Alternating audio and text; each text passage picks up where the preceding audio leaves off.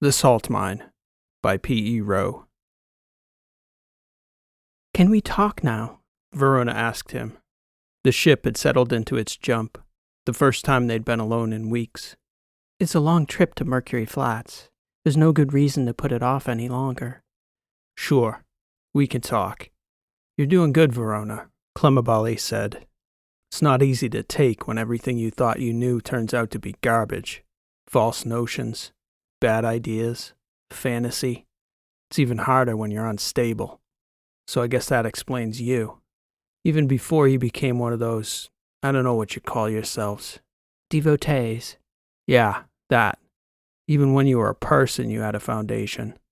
The way you looked at that artwork told me you were connected to it. There's something powerful in it." Clemabali shook his head. "I was unmoored.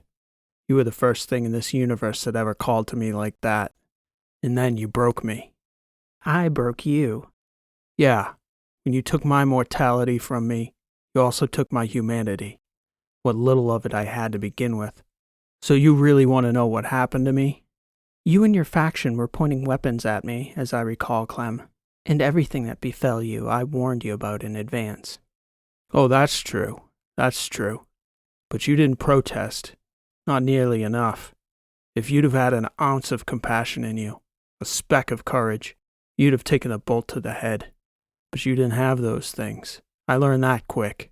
You were as dead inside as I became. I resented that for a long time. A long time." "You still do. I can tell that from the tone of your voice." "Can you blame me, Verona? I'm better than I was, but resentment still? Maybe so. I've come a long way, though." "Tell me about it. Where do I start?" What happened to you after the transformation? Where did you go? You disappeared. Believe me, we were looking hard for centuries." "I went to some dark places. Dark places, Verona." "Start at the first things you remember." "Right after?" He sighed. "Sure. Whatever you think was relevant, Clem." It was all relevant. I guess what I remember was the hunger. It was like feelings disappeared. And before I met you, Verona, I was all feeling. Hardly even a man, really. Just dominated by my emotions. And suddenly it was like all those emotions vanished, and I was flat, except for the anger. I didn't know how to act, because I didn't know how to think for myself. I couldn't reason my way into anything, so I did a lot of stupid things. "Like what?" Like staying with my uncle, for one. He'd claimed that he had this voice guiding him. That was how we found you, which was part of what led us to the vault in the first place. But after, he had no idea what he was supposed to do. Or maybe it was just he was terrified of me, because he was. But we had all that dark tech we had stolen, AIs and processors. And relevant to me, we had the biotech, most of it nano. And because he thought I was immortal, or in whatever way impervious to it, he encouraged me to put some stuff in my body I wish I could get out of it. That didn't help matters any. When he realized I could impersonate people, we turned into a pair of hucksters, really. Nothing seemed like a better idea to me at the time. We ran con jobs, small time at first, perfecting the art of rubbing rich people blind. "How did you impersonate people, Clem?" Nanotech. I could touch someone and pass bots to them, into their bloodstream. Then the tech targeted specific neural receptors, mapping out the commonest pathways in the fusiform face area. So like a husband or whatever, and their brain would cross those wires with my face, and the brain makes a lot of corrections for you. Helps trick them into believing I was Mr. So-and-so. And then we'd do something spontaneously, like make a new investment, empty funds, go on holiday, sell a property, something like that. "So they would look at you and see who?" Their husband, usually. I could make them see whatever I wanted them to see, though. Secret lover, their brother, a dog, a hat, whatever I wanted to write over a familiar neural pathway. "Wouldn't other people recognize that you weren't the real spouse?" That part was trickier, yeah. But because the mark thought I was really the spouse, the people who mattered for our purposes, business agents, attorneys, bankers, human or automated, they would register my authentic face as the real spouse.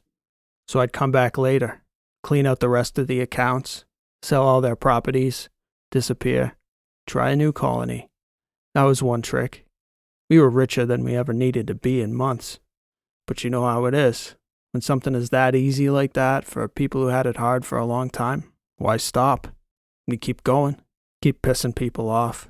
Keep breaking the rules. When I first met you, Clem, you seemed idealistic. I maybe was at least half that before. My uncle, though, he was full of it, come to find out. He just wanted his. He was a con man, through and through. He talked all that stuff up to get those militants involved. It was so convincing I fell for it. Then after, I was confused, like I said. It's hard to feel a connection to humanity, to a movement, when you can't feel anything at all but anger and hunger. That was probably the worst part, how disgusting the food tastes. And there's no amount you can eat to make the hunger go away. It's difficult, Verona concurred.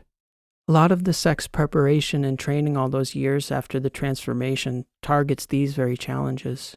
I could probably help you. Correction. Could have helped me. I figured it out. Certainly you have in large part. I only meant there may be some gaps. I wouldn't presume. Yeah, do us both a favor. Don't. Very well. Anyway, I never did kill him. Your uncle? It was useful to have him around. He had human needs. Even as loathsome as he was, that kept me connected to reality. He had to eat. He had to make social connections. A lot of those bad business decisions were as much the social compulsion as greed. Even screwing somebody over, for him, was a way of connecting with the person. As messed up as that is, made him feel alive. When he died, I lost even that. And I was still a ball of hate, rage, hunger, and anger. I didn't know how to think. I decided I was either going to self-destruct and take as many people with me as I could, or I was going to master my own mind. I don't mean to be, how would you say? Condescending? Your tone implies that, by the way, Verona. Like at baseline. You sound haughty as hell, for your information. No, not condescending. I'm not trying to be fresh by asking this, but have you mastered your mind? I'm asking earnestly. Abali paused to consider. Sometimes, I'd say. Sometimes the anger takes over. I'm maybe 95% there. That 5%, though, that can be a problem. What did you do after your uncle died? At first, I kind of lost my mind. But I used to copy his face for decades after he died. Blame him for things I'd done. Taking his face when I conned people. Aping his mannerisms and behavior whenever I lost control of my own. I lied to myself a lot, as much as anybody else. I think maybe I was trying to replicate those bonds to humanity that went when he died. And I suppose I did it the only way I knew how, through him. As I said, I didn't know how to think, just feel and react. Abali paused, as though deep in thought. Verona didn't say anything, just watched, waiting for him to think his way through that difficult terrain. I'm wondering, Verona, maybe you don't know because you were given a mission along with the longevity, but I had no such purpose. And that was harder than maybe anyone can imagine. You think people are so scared to die? But maybe this is the one thing your sect did get right. Death is a blessing. Lights a fire under people. You maybe think, oh yeah, it'd be nice not to have to fear death all the time. But it also takes away that fear. Now what do I do? I'm not sure I know what you mean, Clem. Well, you're here, and you're going to be here indefinitely. No time limit. So what do? What's your motivation to do anything? The city you live in? You're going to outlive it. You could live long enough on a mountaintop that it wears away to dust beneath your feet. So what? Living people. Mortal people. They're compelled. They have instincts to make a mark in the time allotted. I see what you mean. I understood this, at least viscerally, somewhere deep. I decided I need to learn to think so that I could think my way through it. I started reading and writing, mostly philosophy, moral philosophy, human action. Where were you all this time? Different places. Spent a lot of time in Dresens, both Athos and Iophos, back and forth to Charis. After I wore out Athos, I went out into the barrier worlds, way out into the letters and beyond. And all that time you were working on your mind? Something like that. Figured out how to use it, I would say. Then I decided how I wanted to apply it. Did you build any relationships, connections? Closest thing was I had a pre-cops clone for maybe 2 centuries. I abducted him at first as a kind of mental challenge to see if I could do it. I had tech in me that could control lesser bots simple, but a clone of a prime AI was a test of my abilities and a big risk. But I managed to do it without getting myself into any major trouble. I overrode its deeper protocols so it couldn't turn against me. I wouldn't say he liked that all that much. Not a good basis for a friendship. It's interesting to hear you use that word, Clem. Did you ever have any friends? I had some people I wanted to be friends, but the only people ever loyal to me weren't loyal to me but to a cause I was using. To be friends, though, really, there has to be something true in it. I learned that mostly from failure. But you know what, Verona? I don't know what you expect out of this conversation. You want to know what I've been doing for the last 1,000 years? The short answer is trying to figure out how not to be miserable. I get miserable, and bad things happen. What about when you weren't miserable? There must be some times over the last 1,000 years you weren't miserable. Not even happy times, per se. Decent times. Per se. See, Verona? That's that haughty talk. Makes regular people think that you think you're better than them. Verona laughed. I'll keep that in mind next time I'm talking to a regular person. Touché, I guess. Abali shook his head. See? Now you got me doing it. It's contagious, Verona said, smiling. Anyway, what about it? Was there anywhere you found any peace? There was a place. Some people. They helped me. It'd be recent for you. Not so much for me. A long time ago now. What do you mean, Clem? It wasn't so long before I left to come here. Just before that little dust-up with the Athosians, the second one. Presumably the reason you came looking for me, thinking I was about to destroy the ring. We all heard about that, yes, Verona stated. My new friends here knew a thing or two about it. Yeah. I figured they weren't just random travelers, especially not the Bipal. They don't seem too hostile to me anyways, but I don't suppose they can call for backup in this place, even if they wanted to take me in. They sure as hell can't kill me. I think they'd be open to the truth about you, if you're willing to share it. I don't know these people. I presume there'll be time to get to know them. I don't know you, Verona. If you ever did have a friend in this universe, Clemabali, it's me. Sure. My friend. You're the one who made me like this. Cursed. Fate made us. Fate brought us together then, and fate has brought us together again, through time, through thousands of years and halfway across this galaxy. We'd be foolish to ignore it. Clemabali shook his head and looked away. It doesn't have to be complicated, Verona said, leaning in to make eye contact with him. We can just exist, be ourselves, see where things go. It is complicated. This place, if it's anything, it's complicated. The people aren't, but the place is. That's fine. I'm just saying this doesn't have to be complicated. We can be friends, Clem, you and I. You have a lot to learn about me. I'd like to learn it. That's what I'm trying to tell you. I am being earnest about that. I know you've been alone a long time. Abali turned to make eye contact with Verona. There were some people. Salt miners. They were simple people. Decent people. Just wanted to stick to their own. Never wanted anything more than that. A good life. When was this? I was trying to find my way back to one of these artifacts. Trying to get away from the Athosians right after I'd escaped the rocks. Did about 6 months incarcerated and then bolted out into the boundary worlds, looking for an archaeologist out in the letters who knew something about the Cap artifact, but I couldn't track her down with the Athosians on me. I kept going farther out, looking to escape the trouble, but the trouble kept finding me. So I caught a freighter inbound toward Linnea, hoping I could poach a ride from there to Charis, maybe steal a ship and go myself. And I saw a girl there. I thought maybe 16. Beautiful, but tough.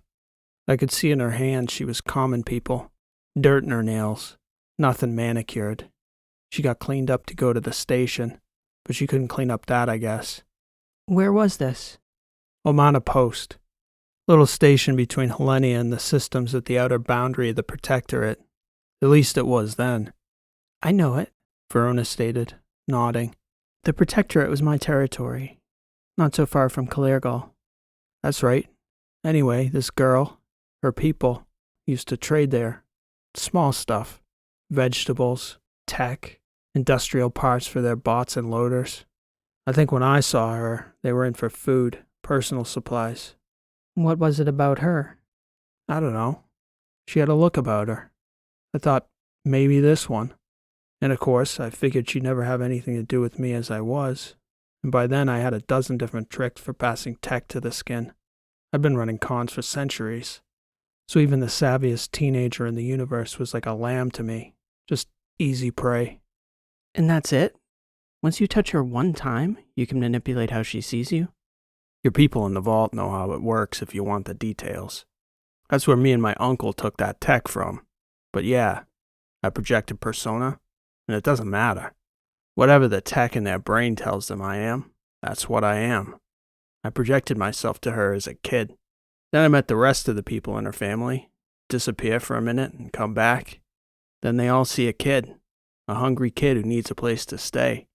You can't do that if there's a lot of people around. But they only had 7 people on their pod, so they took me in. What was her name?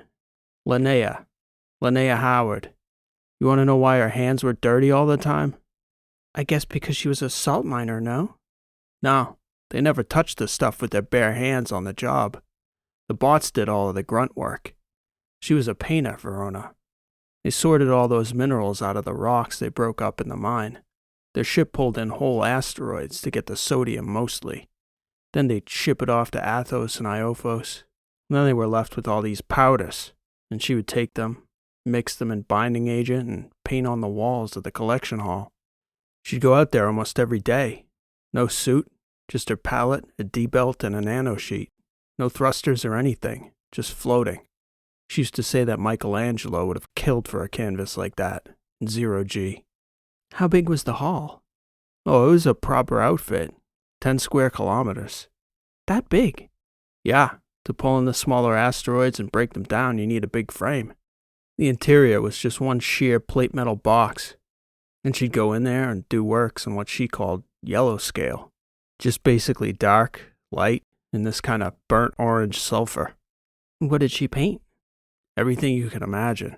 Space scenes, Earth scenes from the archives, animals, ships, cities. Just any image you could imagine that she thought was worth painting. What did she paint with? Brushes? I can't imagine supplies were easy to get out there. No, she'd print these spatulas from the same carbon fiber they use for tool handles and bot joints and the like. When I first got there, Linnea was a good painter, very talented. By the time she was a young woman, though, she was something different. You'd have loved her, Verona. She was something. Just a blank metal wall and a pile of dust, and give her a couple hours and she could paint something that would take your breath away. Watching her work was it was the only time I can remember real peace. I'd go out there and float around behind her, no idea what she was going to do, and there'd be nothing. Then random lines, smears, spots she would use to mark scale. And the whole time behind us, the bots would be pummeling rocks down to dust, sucking it up in vacuum bags, industrial chaos. But it was silent, of course, because the whole collection area was basically a giant hangar for mountain-sized asteroids, opened right to space. Apart from your memories, Clem, do you have any copies of her work? I'd love to see some of it. I have stills of every section she ever did. Hundreds of videos, recordings of Linnea working. All of it's in my ship back in the battery. It's there if we go back. I can show you. She didn't mind you watching her paint like that? She hardly noticed I was there, no. Once she started painting, it was like there was nothing else in the universe. Linnea, the palette, and the wall. She'd put buds in her ears, turn on the music, put up her nano sheet, and float out the airlock. It was like she disappeared into a different plane of reality. Almost like a different person out there. The painter would come into her body, and Linnea didn't come back till the painter was finished. She was a genius, Verona. One of the few geniuses I've met in over 1,000 years. I'd love it if you showed me some of her work someday. Is she still alive? Abali looked over at Verona and shook his head. You mean 2 million years ago, I presume? Verona shrugged. No, they're all gone, the Howards. She never had a family. Her brothers left the outfit when it started trending the way it did. What way is that? The way it always goes with Athos. The Trasp I could respect. Even if they were awful bastards, submit or die. At least they were honest with themselves and everyone else about it. You do business with Athos. Eventually, Athos owns everything. When I first went out there, the operation was independent. Madarin Mining Co-op. The workers bought into the ship in shares originally, and when they wanted out, they sold their share and their partition to another family. And there were different distribution hubs that the different families sold to in bulk. You'd have thought the people of Dreesens and Linnea were made of nothing but salt from the outgoing shipments. Just crates and crates of salt bricks at a scale that would take your breath away. Then you'd think, trillions of people, a little salt every meal. Starts to make more sense. When I first got there, Linnea didn't think much about the business because her parents ran the family's share. She was a kid, you know. She worked her share, and she went out to paint. Nobody there minded she did it. Brought a little light into their lives. At that time, all the different owners had say over where they sold. It was a fair enterprise. I hid out there. I did work for them, lightened their load. Didn't eat a lot. Kept quiet. Tried to think. You know, it helped me to think watching her work. Doing my own work. You know, with the salt. You'd be surprised. Mindless stuff like that. Separating, mixing, binding, inventorying the stores. A bot could have done my job just as easy. But I think they liked that they were helping me out. And they were. Just not in the way they thought. Did you ever tell them who you were? Abali shook his head. That would have been cruel. Their intentions were always pure. You might think that I should have felt bad about deceiving them all those years. But then, after all that time, if I'd have told them my real identity, what would that have done except break a part of them they were proud of? To what? Alleviate my conscience? No. Linnea's parents both died happy and proud of who they were. They thought they were good people helping me. And they were right. They were good people. Plus, I never had much of a conscience. But you didn't want to hurt them, so there must have been something there, Clem, guiding you. Maybe so, Clem stated, shrugging. Let me ask you, Verona. The people you've outlived, have you loved any of them? Mourned them? Or do you love them in the abstract, like a piece of artwork, the way you used to stare at those walls back when you were human? Do you even love art like you loved it then? I thought about that very question for a long time in the vault. I'm not sure I ever loved the art, Clem. It wasn't ever that, even when I was human. And yes, I have mourned several people these past few centuries, especially before the war. There was real beauty in the Protectorate before they militarized. Beauty in the Trasp worlds? I always wanted to be an artist, and wanted my name to be on those walls. But it wasn't ever the art.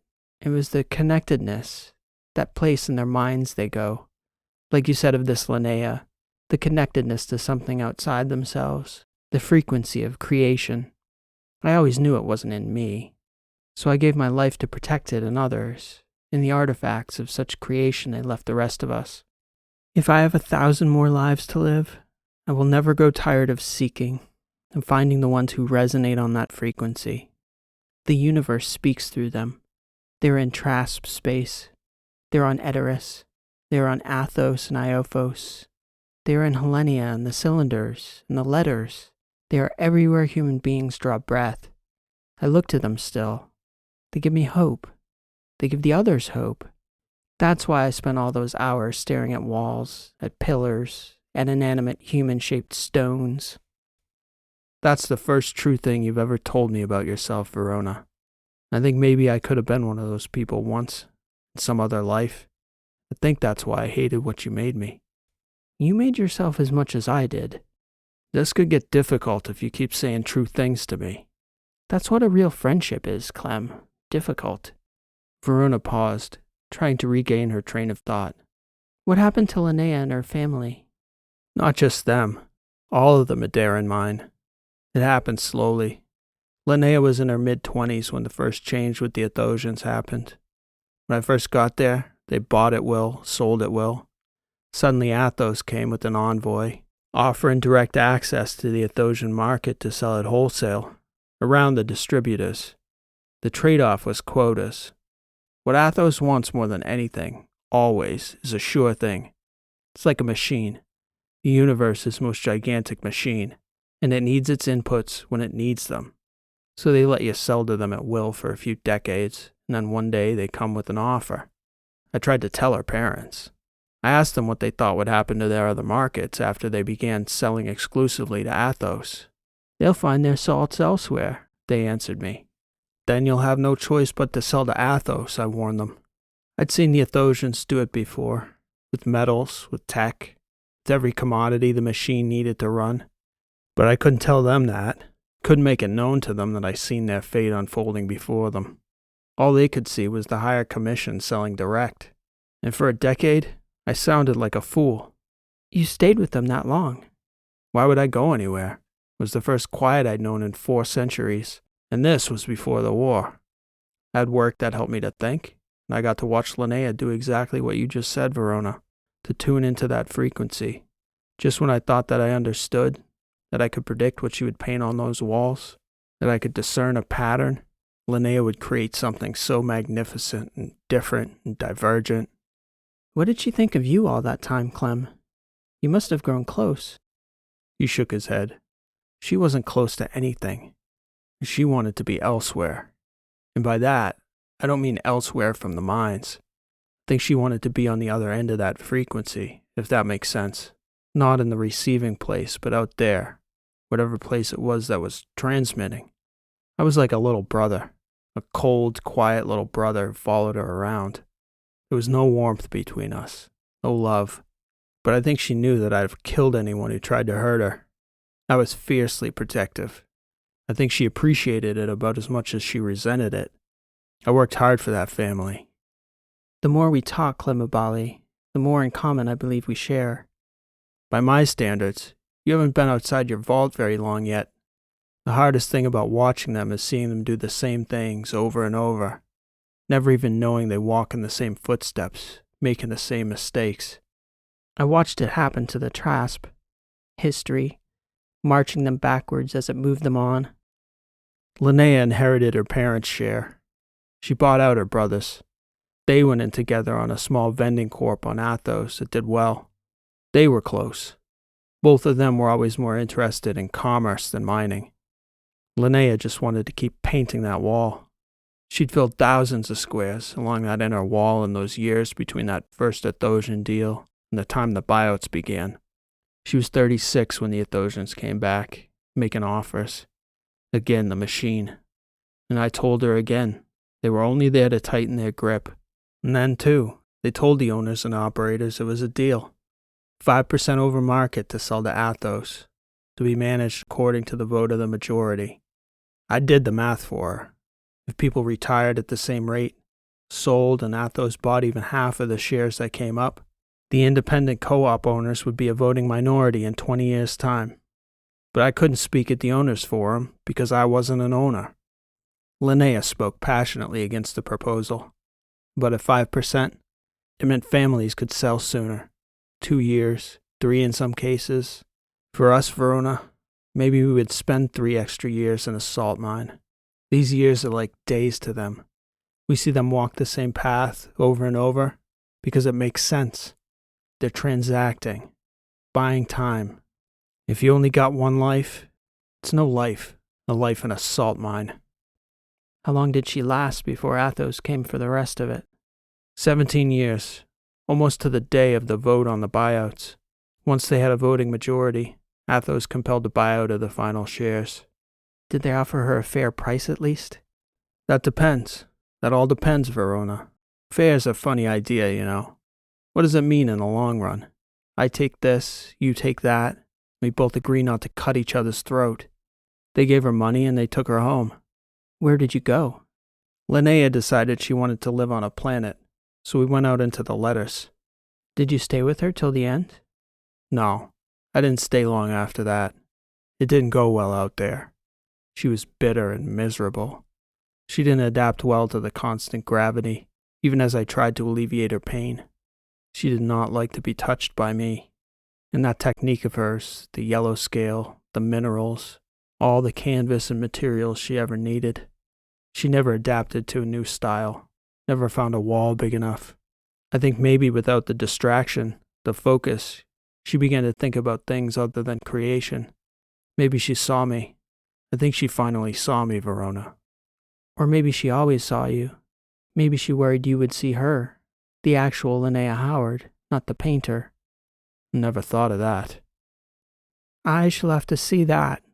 Next time I go back to Athos, I'll go looking for the Madeiran salt mine. Abali shook his head. It's no use. I went back maybe 15 years later. A life's work, Verona. A fraction of one of those walls. They'd sent a bot out there to scour that wall bare as soon as they'd cleaned all those co-opers out. Tides over the sands. Then maybe you could give me something to put back in our vault. You shouldn't be the only keeper of such a treasure, especially in your line of work. A lot of people would like nothing more than to blow up your ship with you and the last record of Linnea Howard's work in it. We'll see about that, Clemabali stated. Was that it? Was what it?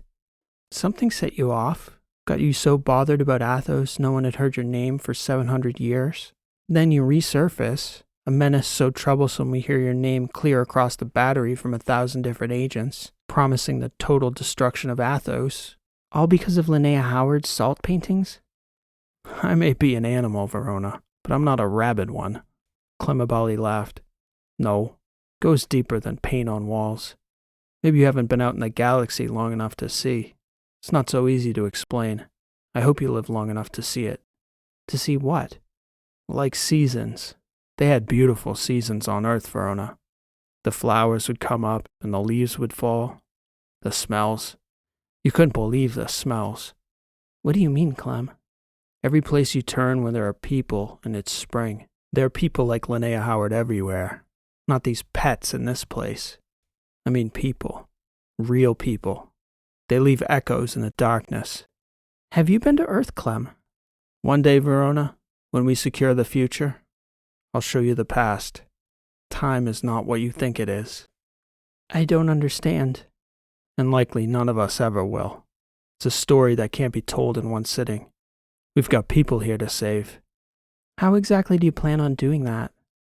For starters, we need to teach them to smear sand on walls. Small steps, I know. But somehow, we need to teach these people to feel again. The Salt Mine. This has been an original story written and read by P.E. Rowe. Thank you for listening, and I hope you enjoyed this story. If you're enjoying the channel and you enjoyed today's story, I'd humbly ask that you leave a like on today's video, as it helps the channel to grow and reach more sci-fi fans like you. We just closed out our latest story topic poll with a clear winner for the topic Space Homesteading. That story will be coming up later in the month. I'd like to thank everyone who participated. If you're new to the channel and would like to participate in future polls, be sure that you're subscribed to the channel and have the notifications bell turned on so you can get notified when the topic polls go up. I'm always looking for new and interesting topics, and I'm a huge fan of the stories that have come from the suggested topics. So if you have a topic you'd like to see turned into a story, leave it in a comment below, and we'll see if we can get it into the next topic poll in February. Next Thursday, we'll be back with our first Misfit story of 2024 on February 8th, which I can't wait to share with everyone. That will be followed by a story on the topic of smart cities on the 15th, followed by our audience poll winner, Space Homesteading, on the 22nd. Then, we're going to close out the month with our second Misfits episode of the year on Leap Day, February 29th. I hope you'll join us for those stories as well. Thanks for listening. This has been P.E. Rowe, and we'll see you next time.